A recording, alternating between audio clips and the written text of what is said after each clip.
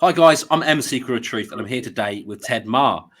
Now, Ted is a popular radio host of Out of This World Radio, and he describes it as the program focuses on out of this world information, including psychic phenomena, UFOs, metaphysics, and predictions for the coming years in the United States and planet Earth and beyond. And I've listened to some of your shows, Ted, and I must say, I'm really excited to have you on today. Well, thanks, Em. It's a great pleasure for me, and it's always wonderful to talk to my brothers and sisters across the pond. So, how did you meet Simon Parks, and how long have you known him? I've known Mr. Parks since 2017 for the past approximately 5 years. I got to know him quite well. He used to be on another radio station out of Scotland. I don't remember the name of it now. But when he left that station, I sent him an email and asked him to be on my show. And he was coming on twice a month for about 3 or 4 years. He came on approximately. And then Q's is a second story, but we can get to that in a minute. I really enjoyed his work at first. I thought he was a good man trying to make the world a better place. And then round about June of 2020, he asked me to he wanted to talk to Q. And because Q had been on my show for the past 2 years before that. And so I said, okay, I arranged a Zoom call with him. And I was quite surprised what he wanted to talk about. He said that his grandfather was well known in MI6 in the UK intelligence service for his work during World War II. And he was very proud of him. And that his mom also worked for the NSA and also the U.S. Central Intelligence Agency, and that he wanted to carry on that purpose in life. And if he couldn't do it, then he would have failed his life purpose. And I was quite surprised at that because I thought he wanted to talk about spiritual matters with me and Q and I. So anyway, he talked at length about that. And there was an offer from the Central Intelligence Agency where him and I would work together. And the specifics of that offer is that each of us would be paid about $250,000 a year. There's quite a few other details of that. I have written up a dossier on Mr. Parks, and I've got affidavits and evidence regarding his activities working for that agency that I don't want to disclose today, and I can tell you why in a couple of minutes. I've received over a dozen different death threats over the last 1.5 years, 2 years.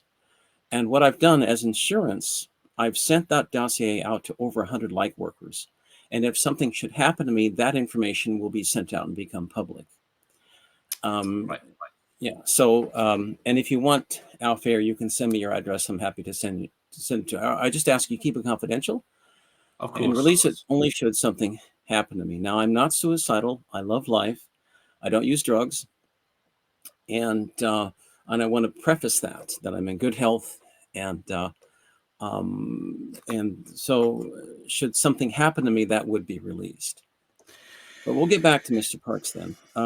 He really wanted to work for this agency, and I said I couldn't do it. And so, sorry, he told you this in private conversation beforehand? He told this on a conversation with Q and I on a Zoom call we had. There was broadcast, or no, it was private. It was a private conversation in June of 2020. So I know all the details, and I said, Simon, look, I can't do it. I didn't work this hard to get to this point in life. And they had represented to me that they were white hats, but they were very dark hats, and I couldn't do it. But he wanted to do it, so I wished him well. And then a little bit after that, how can I describe what happened? He started getting more and more distant to the point where I started getting attacks on me. Now, I'm leaving some details out that's in the dossier, but I'll just kind of summarize it for you. And roundabout, Q had kept up conversations with him, unbeknownst to me during this time. And roundabout December of, I have also known Q since about 2018, late 2018. And I also got to know him quite well. And back in 18 and 19, he did a lot of good work for people. And I was a witness to that. He really did a lot of good work. But something changed in December of 2021 when he decided to work for the other side through the influence of Mr. Parks. And I started getting reports of women being assaulted by him, sexually assaulted by him. And it wasn't one or two. We're talking 10, 12, more than that, dozen or more, in all these different countries, all over the world. And he'd give a attractive young lady a reading. And I started getting reports back that she had actually ended up getting sexually assaulted by him. Now, I don't know how he did it, and I don't want to know. But I told him, I said, look, if you're doing readings, that's totally unethical and probably illegal too. And I'm getting all these complaints, so I'm backing off from you. I can't work with you anymore. That was in early January, December last year, Christmas and early January this year. And so I've backed off from him, and he's really changed since that time. I do know he's been working with Mr. Parks. And so sorry, I just want to clarify. You're talking about Q here, not Simon. Correct. I'm talking about Q. Yeah, but yeah. It's kind of interweaving between the two. That's where things stand. Recently, I've received quite a few death threats on me. They're related to Mr. Parks and indirectly related to Q as well. So I don't tell people of my movements usually. I ask for and receive angelic protection and protection from the Galactic Alliance. So I try to keep a low profile, but it hasn't stopped me from speaking out.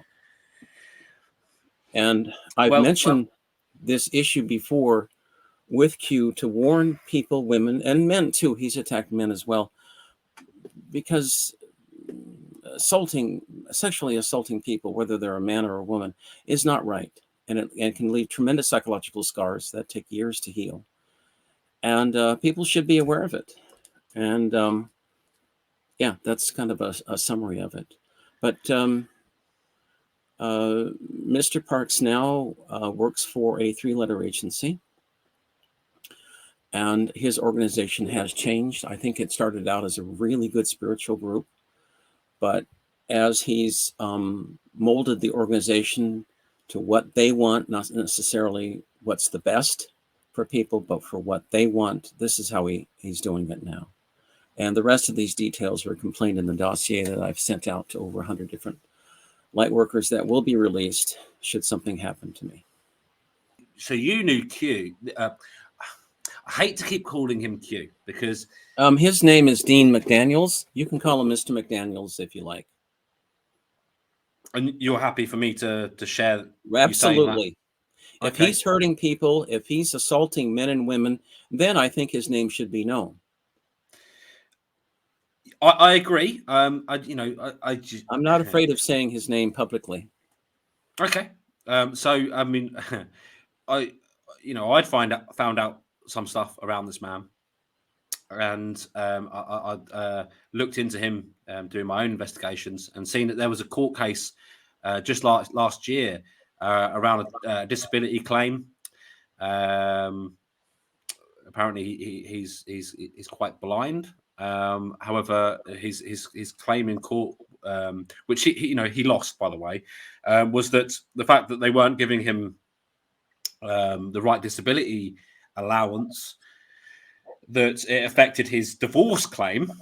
So you have to wonder why this guy's getting divorced, and perhaps the details around what we'll share may be the reasons for that. And some other things, some other details that I found out, but we won't go on talking about that. But yeah, this guy, this Q guy, let's try and rein ourselves back in because we keep getting ahead of ourselves here. How did you meet? And what am I going to call him now? I'm not going to keep calling Mr. McDaniels. That's his real name. Let's let's stop Okay. hiding him. Mr. Dean McDaniels. How did I meet Mr. McDaniels? How did you meet Mr. McDaniels? I was at a little psychic fair, and he came up to me and he said, we're supposed to work together. And I looked at him, and I was, first I didn't catch on. I said, well, would you like a reading? So I gave him a reading. And then we became friends after that, you know. And back then, I really didn't have a problem with him. He wasn't doing anything that, he was just trying to help people, but he did change. And, you know, his background is that at one time he had, I think he was abducted as a child and worked for MK Ultra. I don't know the details, but basically they've come back to get him, and now he's back working for the same negative elements that he escaped from at one time, which is really too bad because he used to do really good work a couple of years ago, and I liked him. I promoted him on my show, but now I want to let people know that he has changed, and not for the better. And anyway, it's yeah. So that's how you met. That's how you met. That's how you met Mr. McDaniels, and he started. When did he start calling? So you knew him by his real name beforehand. When did he Oh start yeah, saying that he was Q?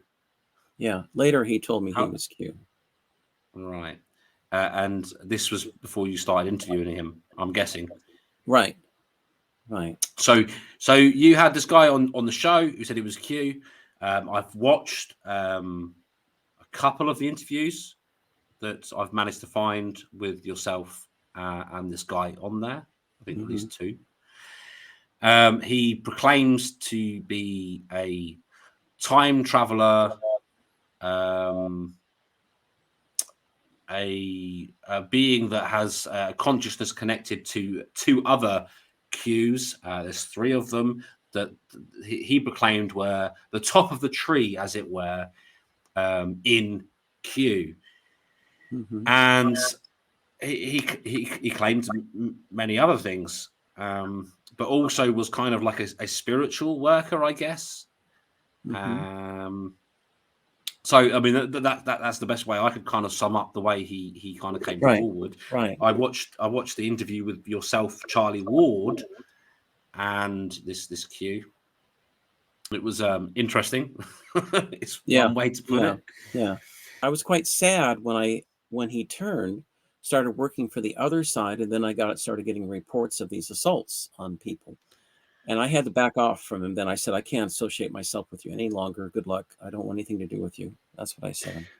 I mean, so would you describe that as working for the other side? Because you talked to me about this offer from the CIA for Simon.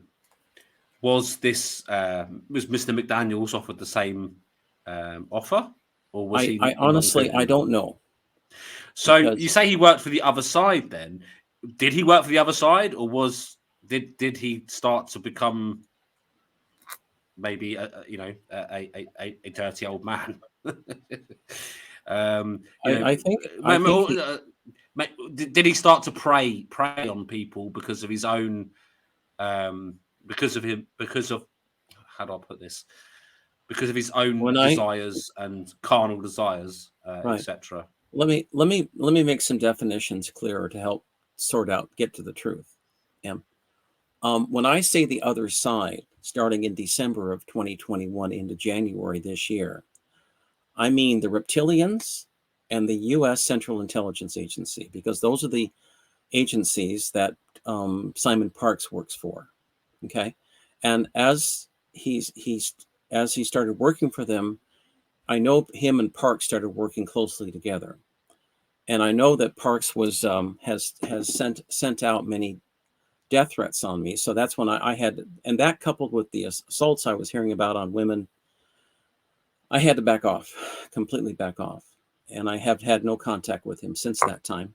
But I have been trying to warn people about what's going on, because if they get a session with this Mr. McDaniels, there is a risk that it'll go a lot further than psychological or spiritual counseling, that you'll end up getting physically or sexually assaulted based upon the evidence that I have seen. I mean, when over a dozen different women in different countries contact you and say, look, after the session I had with Dean McDaniels, Q, whatever his name is, I was later that night, I was physically sexually assaulted in my dream state by him. I knew it was him. You know, you got to pay attention, you know, and it's a serious charge. I don't care what dimension you're in. If somebody's raped, that's a serious charge. And it's happened to people I've known. So I don't consider sexual assault to be, I'm not going to stand by and just kind of say, well, it's okay, you know, or back off because it's in the fourth dimension. You talk to some of these victims and it's very real what happened to them. They're traumatized. It can take years of counseling to get them back on track. And they didn't sign up for that when they got a session from him. Okay. And people should be aware of it. So, yeah, so that's kind of a summary. I mean, absolutely. And someone that we both know, and in fact has aided our connection, you know, someone that I know that is a friend to me and a friend to you, I believe, Oh yes, I know who you're talking about. has shared her story with me, and Right. you know, it's. I mean, am I to understand that in at least some of these sessions that you connected Mr. McDaniel's Q to these women? So then, therefore, you probably have this kind of personal, moral kind of want to make sure that things are put right all in this world. You know, and the truth is told. In that respect, that you know, you wouldn't want to be in any way feel that you know you were instrumental, and even if you do, you want to try and make sure that's put right in this world. Yeah, exactly. I had no idea what he was doing to these women and men until I started getting these reports. Then I started immediately backing off, and I said, you know, you can't do this to people. I don't care who you are. I don't care how great you are. I don't care if you can bring back people from the dead. Okay, Mm, you can't do that without their permission. You for just can't sure. go in and do it. You can't do anything you want. One of the things he said to me in January was that he can do anything he wants and there will be no consequences. And I said, that's not God's universe. If you do bad things to people, you're going to be punished for it. I don't care who you are and who you think you are, but you will have to pay. This is a planet of karma. You do bad Mm, stuff, you're going to get bad stuff. You do good stuff, you're going to get good stuff. It just balances that's the universe.